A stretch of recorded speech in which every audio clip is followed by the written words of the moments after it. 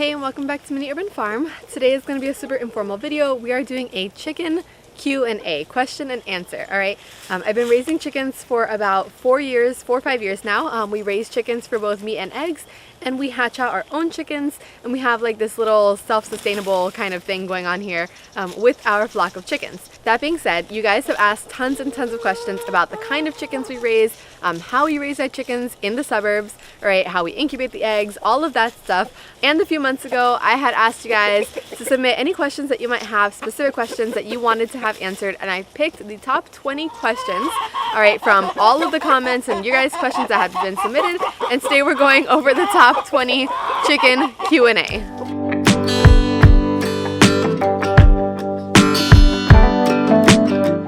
All right, so question number one, have a whole list here on my phone.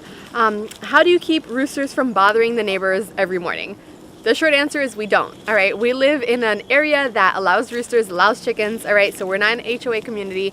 We have one rooster right now. We used to have two. The flock staged kind of like a coup d'etat. They did not like that one rooster, and they got rid of him. I don't know what happened, but we came out one morning and that rooster was no longer. So yeah, our rooster crows every single morning. I have noticed he crows from about 3:30 or 4 o'clock in the morning till about 6 something in the morning. The people next to us also have roosters. People behind us have roosters. People across from us have roosters. So around that time in the morning, you get this whole little ensemble of rooster crowing, and everybody kind of deals with it, right? Because we decided to live out here in the country, right? The suburban country. And so everybody kind of deals with it. But if you live in an area that does not allow roosters, right, you can still have eggs. That is one of my hens telling everybody she just laid an egg. All right, so you can still have eggs without roosters. Of course, there's no way to shut a rooster up if you have roosters.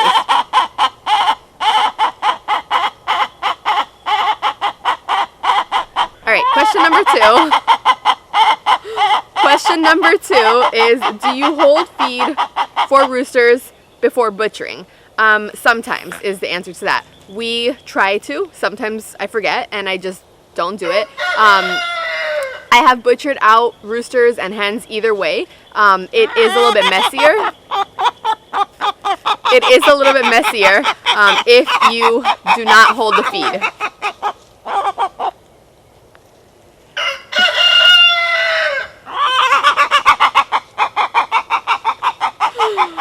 Okay.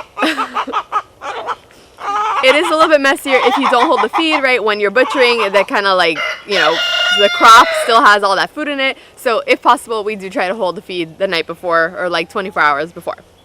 Question number three, for butchering, right? Why don't you take the whole head off? I do take the whole head off. Generally, I hold on to the head and I slit the throat. I've heard a lot of people saying that that's inhumane, or you know, you should just take it off with an axe or whatever. I've tried a lot of different methods. This is the one that works for us. I know that a lot of people also do it this way. You do whatever works for you guys. You know, if it's with an axe and taking the whole head off, then that works out perfectly for you guys. But for me, we do use a butchering cone, so it's good to have something to hold on to, because if not, I find that when the chicken is like spazzing, right? Because if you slit something's throat, it's going to have a nervous reaction to that. It's in the process of dying, and so you have to have something. I have to have something to hold on to so that the chicken doesn't kind of like just come straight out of the cone. That is why I do that. Number four. Does this hurt the chicken? Yes, it hurts the chicken. You are taking something's life. All right. There's not going to be a time where you are able to butcher something for meat, process something for meat, and it's not painful to the chicken. The way that I think about it is, and it's a really good way that I've heard it explained, is that my chickens, right, all of my chickens, whether or not they're for eggs or meat, they live a good life. They have amazing lives, right, out on like this little backyard pasture thing that we have going on here. They free range, and then they have one bad moment. If they can, you know, live that kind of life with only one bad moment, then that's pretty good in comparison to the other ways that, you know, people eat meat, which is commercially processed chicken, and they don't have good lives at all, in my opinion. So yes, it hurts the chicken. Does it make me feel bad? Yes, it does. That's another question I've gotten with that. It does make me feel bad, but it is something that if you want to eat meat, you have to get used to, whether or not you're the one doing it. So that's my opinion on that. Oh, and if you guys don't hear your question right in the list of questions that I have here, feel free to drop them in the comments and I'll do my best to get to all of them. I should have numbered these. I'm just gonna keep going. So we have, where do you get your chickens? I have used several different hatcheries. I have ordered off Hoover's. I've ordered from McMurray Hatchery. I actually get chickens or chicks from a local, like, not a hatchery, but like a local store. I don't know where they get theirs from. I have used breeders in the area. If you go on Facebook, you find like a lot of, local chicken groups, and a lot of people breed their own chickens and they post when they have chickens that you can buy. So I've done that, but now generally what I do is I incubate our eggs and I hatch out our own chicks, right, for meat and eggs. I replace our laying flock every couple of years with chicks that I've hatched, and then I use those same, right, because it's a dual purpose breed, and I use those same when we do our meat chickens every 6 months or so. When we get colored egg layers, right? So I want to add some chocolate egg layers into the flock this year, and our blue egg layers, I generally get those. I try to get them from a local place. If I don't find them at a local shop, then I will get them from a hatchery, and I have ordered chicks via mail several times. It usually works out pretty well. How often do you replace your layer chickens? I want to say it's been every 2-ish years. We've been doing this for 4 or 5 years. I have replaced them. I haven't gone through a process of replacing all of them at once, just because it hasn't been an issue yet where they like really stop laying. What I have done is we had an original flock, and then we decided that breed or those breeds, because they're all mixed breeds, wasn't really going to work out for us, and we replaced those. We sold them, all right, because they all had names, which is why we couldn't eat them. You can't eat something. I think it's harder to eat something that already has a name, and the kids definitely thought it was harder to eat something named Penelope. So we sold them, and then we got a flock of chickens that we have now, and we have slowly replaced them. Like if one gets hurt, or some of them get predators every once in a while, eaten by predators, and so I have replaced a few of them. But I've noticed that around the 2.5-year mark for us is kind of like when I'll be doing that, which for this current flock that we have is going to be pretty soon. What do you use for bedding in the chicken coop? This is a really good one, because for the first, I want to say, year or so, we used pine shavings, and pine shavings are a great option. They are expensive, right, because we get them, I think it's like $5 for a bag, but then you have to keep replacing them, and we were doing a deep litter method, which I know works out really well for some people. However, you have to keep replacing the bedding. So now we don't do that anymore. I do not buy pine shavings. About once a year, I put in wood chip mulch. I have an entire video on like the features of our chicken coop, and one of which is that we do use pine mulch. All right, this isn't pine shavings. These are like the big landscaping, I think they're called pine nuggets, that you can get at like Home Depot or Lowe's or wherever, whatever garden center supply store. So I use that, and I put that down about once a year. Sometimes a little bit less, sometimes a little bit more, depending on the rain. And then the rest of the year, right, so that's the only time we actually put bedding down as far as store-bought bedding. The rest of the time, I take all of the grass clippings and weeds and that kind of stuff from our food forest, right? So we have green pathways in our food forest. We go with the lawnmower. The lawnmower has a bag attachment to it, and then at the end of mowing the lawn, we take that and we dump it into the chicken coop. I do the same thing with like any food scraps we have. Of course, they eat that stuff, but between the mix of pine nuggets and the grass clippings and weeds and all of that, like anytime I weed the garden, I put it in there, they eat it. Some of it, just decomposes over time. That has worked out really well. The chicken coop, I'm standing right in front of it. I'm standing about maybe 6 or 7 feet from it, and it does not have a smell. You can go inside this chicken coop and it does not have a smell at all. The only time it actually has a smell is like when it rains a ton here, and like the bottom of the chicken coop kind of floods a little bit, because we did put this on a little bit of like a lower area, which we're trying to fix, but that's the only time it actually has any sort of a smell, and it's like a very slight smell. So pine bark nuggets are, in my opinion, the way to go. If you live in a different climate, that might be different. Did you have a shortage of chicken eggs this summer? And if so, what are some of the solutions to help your hens get back to laying? We generally do not have a shortage of eggs in summer, because summer is like the time that you have the most amount of light. We generally get a shortage of eggs between November and January or so. All right, so now we're in February, which means our chickens just started laying eggs a couple weeks ago again. We were getting a few eggs, like 2-ish a day, which is significantly low, but yeah, the way that we deal with it is waiting it out. I know that you can add in artificial light to the coop, you know, you can do a whole bunch of other things. We personally don't. If your chickens are stopping at a time that's not like the molting period, right? If your chickens are not laying, then you can do a lot of things to check and see like why it is that they're not laying. We in the past have had one time period where our chickens stopped laying eggs when in a time that they weren't supposed to stop laying eggs, and it was because they had actually run out of water.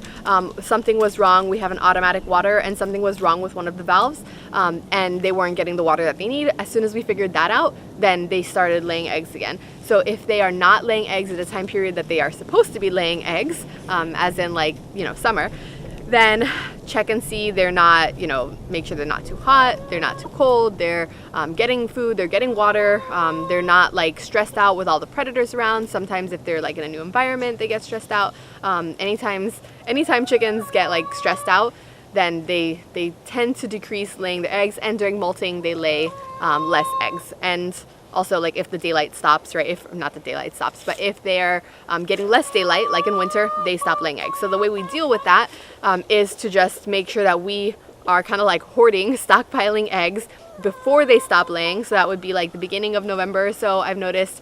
So we try to keep as many eggs as possible. We freeze them, we preserve them, we make them into quiches and pastas and stuff that we can actually use, and then we deal with it until they start laying again. Are there illnesses that chickens can be prone to, and how to prevent them? Yes, poultry get a lot of illnesses. The most common one that I've had is, I think it's pronounced coccidiosis. I've heard it pronounced coccidiosis, I think.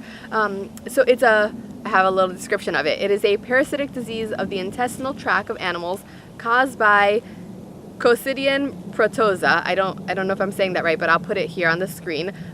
They have they have a lot of symptoms, but bloody diarrhea is the main symptom. We have had that in our flock before. When we first got chickens, I had that a couple times, and I was trying to figure out how to get rid of it, how to prevent it. We ended up giving them, I think it's called Corid, which is like a medicine that you can put in their water, and they drink that and kind of, you know, cures them of whatever parasite. The way to prevent that, mostly from what I've seen, is to not let them drink standing water. Not let them drink anything that has species in it, right? So that is why in our chicken coop we do not have any places that are like flat that can accumulate water, right? When it rains, water gets inside the coop, and if they have pooped on that and then the rainwater mixes with that, chickens will still drink that, and it is super gross, and then that's how they get sick. So that's how we prevent that, and since we've done that with our coop, we have not had any issues on that. If you want to see like everything about our coop that we've learned through the year and put into play with this chicken coop, the video will be linked below somewhere. And then fowl pox is another one that we have had personally. It is caused by a virus that affects all different types of poultry, and it's like they get like wart type things on their face, lesions on the unfeathered parts of the bird, right? So we have had that. I don't know how to prevent that. I think like if you have another chicken that has it and you bring it into the environment, right, it spreads like that. When we were adding chickens into our flock, I did have a case of that breakout, but it just kind of goes away. I don't think we treated for that. I don't know if you can treat for that, but we didn't, and it just went away. And you can still eat the eggs, and I believe you can still eat the meat too. We weren't butchering any of our flock out at that time, but it just kind of like runs its course. How many chickens should be raised for a family of 5 for a year? Ooh, this is a tricky one, because it's going to depend on like how, like if you're raising them for meat or eggs, right? The question didn't specify, and how much you eat, right? So we have 15 birds total. I usually keep a flock of, I think like 18 or so, but we're going to increase our flock size. Right now we have 15. And we get, I want to say like 9 or 10 eggs a day for the majority of the year. And with that, we are able to incubate about 40 or so eggs every single time we do a meat chicken cycle, right? So we aim to get between, I want to say like 30 and 40 chickens every time we process out chickens. So in the spring we do one, kind of like in the fall we do another set, another batch of meat chickens. And that seems to work really well. Keep in mind that is a pretty large flock. Leaves falling everywhere. That is a pretty large flock, but I mean, when you are taking care of like 3 chickens, it's pretty much the same thing as taking care of 20 chickens, in my opinion, as long as you have the space. This chicken coop is 16 by 18 feet, and it has like a little door on it there. Where is it? There. The gray door here. It's closed right now just because I manually open the door for them to free range. But when this area is fenced off, then that will be in use again. Whoop. That will be in use again, and then they can go and come as they please, and like the backyard area acts as like their run, so they need less space in the coop, but they do have a lot of space in there anyway. What breed of chickens do you raise? Right now we raise primarily Plymouth Barred Rock. That is our dual purpose breed for meat and eggs.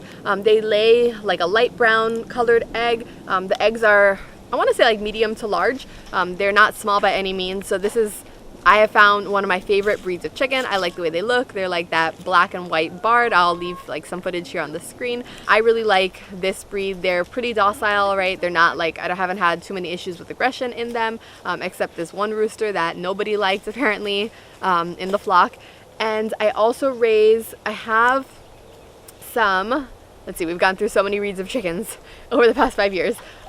We have some brown leghorns, which lay white eggs. And we have starlight green eggers, which lay like an olive green kind of color. And then I had an Americana, which laid blue eggs, which I really liked. And we have some prairie bluebell eggers, which I believe is like a special brand, right? Like a trademark brand or something, from Hoover's Hatchery, I think. I'll leave it on the screen here, but I like having my rainbow eggs. And then we will be adding in, hopefully sometime this year, we will be adding in some French black copper Morans for like nice chocolatey brown colored egg. Why don't you raise meat chickens? All right, so I could do an entire video on this by itself. I will try to keep it brief. We do not raise meat chickens, and if you don't know what I'm talking about by meat chickens, that is the Cornish cross or like Red Ranger chicken, a chicken that is specifically bred for meat production, right? Like they can lay eggs, but generally they don't get to egg laying age, which is around 4 or 5 months. You process them at about 2-ish months, between 8 to 12 weeks. They are large enough at that point that you can process them because they are specifically bred for meat. We do not raise those, and we have never raised those. And I don't think I will ever raise them. One, because I think it's really, I hesitate with saying this word because I know people are going to get angry with this because a lot of people do raise those kind of chickens. I think it's pretty inhumane to raise those kind of chickens in general because they are not the healthiest of birds. They are meant to be grown out really, really quickly, and with that comes a lot of issues, right? They are very large. They have heart attacks when they're like 8 weeks old or less than that. They can't stand, they don't free range, right? Like my chickens right now are like playing in the dust around me. They're like over there in the other side of the yard somewhere. The other, right, meat chickens, Cornish cross, they kind of sit by the feeders all day and they just wait for the food. And that's what they do mostly. I don't love that concept. I know that there are other breeds that are more active, right? They forage more and they're more like, you know, normal chickens. So you can get those kind of chickens for meat. But the other reason I don't raise those, one, financial reasons, right? I would rather incubate my own eggs. We have an incubator. I think it costs somewhere around the tune of like $150. So for that $150, I have been using that for 4 years now to incubate our eggs. And I keep using that same incubator instead of having to spend that money over and over and over again to get those same chickens from a hatchery, right? Yes, they do grow out faster, and yes, you have to feed them less because they live shorter periods of time. However, my birds free range a lot, which really does reduce the amount of feed that they're eating, right? And also, I don't have to keep going through the process of buying them, getting them from the hatchery, all of that. And if that, you know, if your reason of getting backyard chickens is to be sustainable, that is not a good option for sustainability because you are not, like, you're going outside of the home to get that animal. We can produce our own meat here without having to buy it from somewhere else. In the case that those hatcheries do not have chickens, right, or chicks for sale, which has happened, all right, that they're like on back order or, you know, during certain events that have occurred in the past, right? Like everyone's trying to buy chickens and you cannot find the breed of chicken you want, or you know, they're sold out or whatever, you won't have meat. And if you're thinking, well, I'll just take those same meat chickens and I will incubate their eggs and continue to produce my own meat off of them, two things. One, they do not produce the same type of chicken that you put in the incubator. Like if you're thinking you're gonna incubate a Cornish cross chicken egg, you're not often going to get, or you're not likely to get the same kind of chicken that you have as the parent chicken, right? Because they are a hybrid type of chicken. I raise heritage breeds of chicken, which means that this chicken will produce the same type of chicken every single time with their eggs. A Cornish cross chicken or any of those hybrid chickens, the reason that they grow so fast and they're so good for meat production is that they are hybrid. They've taken the qualities of all different types of breeds, they've put them together, created a hybrid type of chicken, and then if you go to breed that, it is not going to create the same type of bird all the time, if they even get to the age where they are laying eggs, all right? A lot of times those chickens have a lot of health issues and they don't get to that age. So that is why we raise the heritage breeds that we raise. Do you let your chickens free range all the time? Right now, no, we do not. We let them free range often, but not all day long, mainly because we do not have the infrastructure to let them free range without Milo, our dog. He is a hunting dog. We got him before, or I got him way before I met my husband. I didn't ever anticipate having chickens, and he is about 7 or 8 years old now. So if we let the chickens free range and we let Milo in and out of the house all day long, like we do, that is not going to be a great interaction. And so we let the chickens free range primarily in the afternoon. We let Milo out, like run around. On the days we let the chickens free range, in the afternoon we let Milo in and out. We let the chickens free range primarily in the afternoon when Milo has gone out for a good portion of the day, and the chickens kind of, you know, do their thing. And very importantly, the chickens can put themselves away at the end of the night, and then we just come in and close the door. We do have the automatic coop door. You can, right there, you can program it to open like later in the afternoon and then bring it back, you know, close it at night or 8 o'clock at night, whatever it is, when the sun goes down. However, we have not been using it for that feature. We will once the fence is up, but for right now, like I don't want an instance where I forget and I let Milo out of the house and the chickens are kind of like all over the place, and that doesn't go well. So for right now, baby's waking up. So for right now, we come out in the mid-afternoon or so and we let the chickens do their thing and then put them away at the end of the night. What incubator would you recommend? I have actually only used one incubator. I use the Farm Innovators Pro Series circulated air incubator with the automatic egg turner. It holds 41 chicken eggs, but I also have the rails for quail eggs. That is the only chicken incubator I've ever used, and I actually really like that one.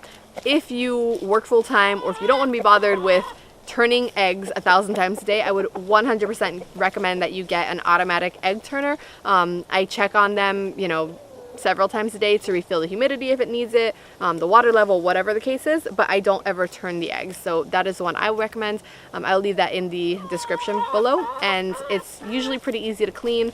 It holds a lot of eggs, which is why we got it. So I like that one. At what age do you butcher them?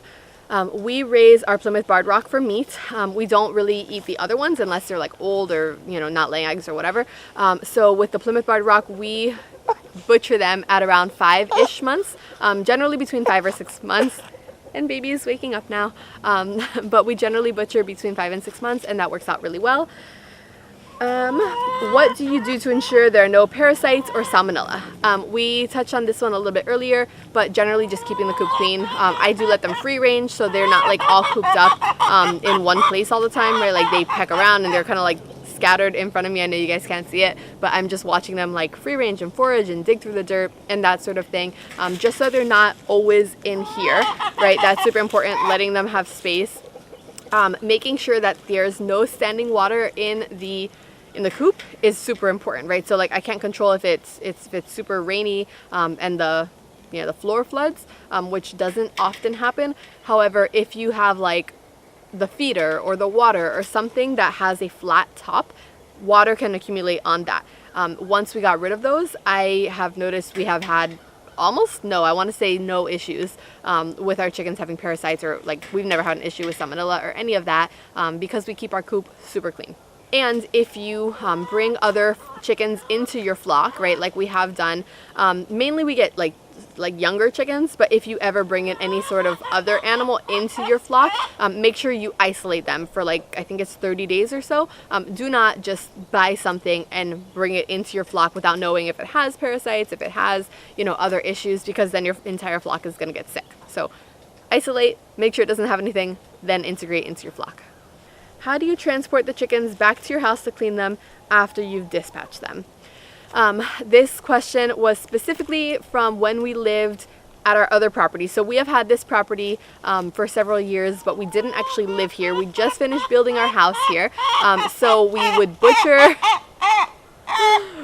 butcher our chickens here on this property, and then we would actually drive them back to our house, was where I could like defeather them and butcher them and, you know, actually clean them up and all that stuff, where we lived. So I would have an ice chest, right, like a cooler. I would have a cooler, and I would fill it with ice, or ice blocks, packets, whatever. I would butcher them out here, all right, take off the head, with their feathers and everything. I would put them inside that cooler and then transport them, right, we go as quick as possible, transport them back to the house and keep them in the cooler until we can put them in the chicken plucker or plucked by hand or whatever it is. And so they would stay cooled the entire time, and we'd try to do that as quickly as possible. From the time that you're, you know, ideally you would do this on the same property, but from the time that you are killing them to the time that you are cleaning them out and getting the organs out and stuff, you want to make that as quick of a process as possible. How long do you leave them in the cone? So this question specifically is talking about a killing cone. I don't leave them in for that long, right? You put them in, you want to make, this is another thing, you want to make the entire process as quick as possible, right? You don't want the bird to suffer any more than it has to. It's already going through stress, right? If you are holding it upside down and sticking it inside a killing cone, you want that to not like be extended. So I try to go as quick as possible. I have all my supplies ready. I have my knife sharpened, which is a very important step, right? You want as sharp of a knife as possible because you don't want the bird to suffer and extend this process more. So I put the chicken in the killing cone, off with its head, and then I leave it until the nerves stop, right? So you will notice the, you know, the beak, the wings, the feet, all of the parts of the bird are going to spaz, all right? That is a normal reaction. As soon as that stops, you'll see the legs and all the feathers kind of like relax. When that occurs, then I take it out and I put it, you know, in the cooler or inside the house or whatever, so that we can continue processing it. Generally, that's no more than a minute tops. What do you do with the chicken after butchering? I'm not sure the intent of this question, but we eat it. I think maybe they're talking about the specific steps. After we process it, right, after we kill it, we put it in the killing cone, off with its head. I take it and I put it in the scalding like vat of water, all right, boiling vat of water. I think it's like 165-ish degrees to loosen the feathers. Then I take that, I put it in the chicken plucker. You can, you know, pluck the chicken by hand. We got a chicken plucker last year, so I've been using that. I put it in chicken plucker, make sure it gets all the feathers off, and then I take out all the guts, right? I get the legs off, I take out all the guts, all the stuff. I separate it into things I want to keep and things I don't want to keep. Things I keep are like the liver and the gizzards and the heart, stuff like that for the dog. Or sometimes like we eat it, but generally I give it to the dog. And then I generally like break it up into parts if it's something that I'm not going to use whole. A lot of times I do leave the chicken whole and then break it down later, or like cook it the entire chicken, or like a roast chicken, or even just put that in like the crock pot. But if I know that I want certain parts, I will just, you know, butcher out, like cut up everything and freeze all the thighs together and all the breasts together and, you know, that kind of thing. All right, and I absolutely love this question because I think that people do not think about this when they are first starting to butcher chickens. How long did it take you to get used to butchering? Quite a bit, actually. I used to have nightmares of like the chicken parts rolling around, but it does take a little bit of time to get used to processing chicken, right? This is as natural as it is to butcher out your own meat because, you know, we need to eat. If you eat meat, the chicken has to die. That's a fact of life, whether or not you're the one doing it. What really helped me to get used to it, right, and it's not something that you ever 100% get used to, but what helped me to come to terms with it a little bit more and accept it as something that I had to do was that if you ever see the way that chickens are handled in a factory, or that they're killed in a factory or processed in a factory, number one, it is like a mass murder scene. I hesitate to say that on camera, but it's not a very caring process, right? Like, I know I've raised my chickens from an egg, I put them in an incubator, I took time, I raised the chick, I did all of that, I gave them the best life possible, and now I'm ending their life so that we can have meat, which is the purpose of raising chickens for meat here. That in itself helps me to come to terms with it, that I gave them a better life than they were to ever have in a commercial setting, or, you know, at another farm or whatever. If you eat meat, in my opinion, I would prefer to be the one butchering it out, right? Like, I'm not gonna say I like to eat meat but turn away at the process, right? I think, in my opinion, don't hate me for this, in my opinion, I think it's super hypocritical to say I want to eat meat but I'm not comfortable with the killing of the animal. I think that that's something that if you choose to eat meat, deliberately choose to eat meat, you have to come to terms with. And I think that's a better way to go about eating meat than just getting something at the supermarket and not understanding where that came from. So even if you don't process out your own animals, you have to be comfortable, in my opinion. You have to be comfortable with knowing that that happens, or learn how that chicken was slaughtered, or how the lamb was slaughtered, or whatever else. Even if you're not the one doing it, I think that it's cowardly, and I hesitate to say that, but leave whatever you think in the comments below. But I think it's cowardly to say, you know, you want this, but you're not willing to deal with the process of how it gets here. All right, so that was 20 chicken questions answered. If you have anything else that you want to ask, or anything that you want to share off of my responses, if you have a different opinion, leave it in the comments below. I'd love to hear your thoughts on it. Hopefully you guys were able to hear me and the audio wasn't too weird with all the chickens laying their eggs and clucking and roosters crowing. Thank you guys so much for watching. Let me know what you think, and I will see you guys in the next one. Bye.